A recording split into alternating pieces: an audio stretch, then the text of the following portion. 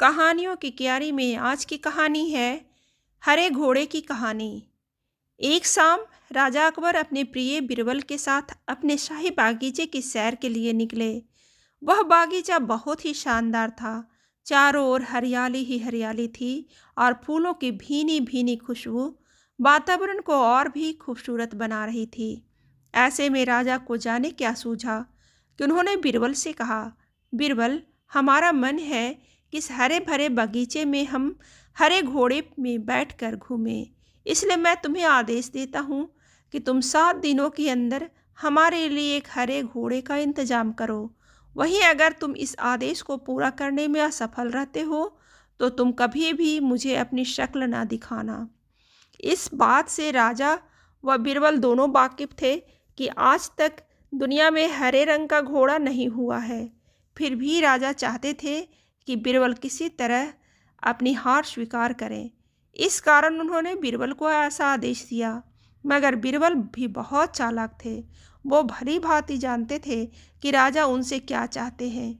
इसलिए वो भी घोड़ा ढूंढने का बहाना बनाकर 7 दिनों तक इधर उधर घूमते रहे।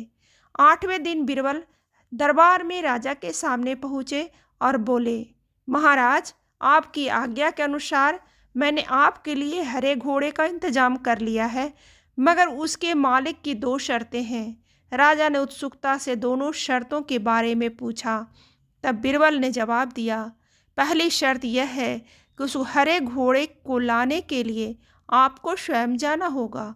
राजा इस शर्त के लिए तैयार हो गए। फिर उन्होंने दूसरी शर्त के बारे में पूछा। तब बिरबल ने कहा, घोड़े की मालिक की दूसरी शर्त यह है कि आपको घोड़ा ले जाने के लिए सप्ताह के 7 दिन के अलावा कोई और दिन चुनना होगा। यह सुनकर राजा हैरानी से बिरबल की ओर देखने लगे। तब बिरबल ने बड़ी सहजता से जवाब दिया, महाराज, घोड़े का मालिक कहता है कि हरे रंग के खास घोड़े लाने के लिए उसकी यह शर्त अवश्य ही माननी होगी।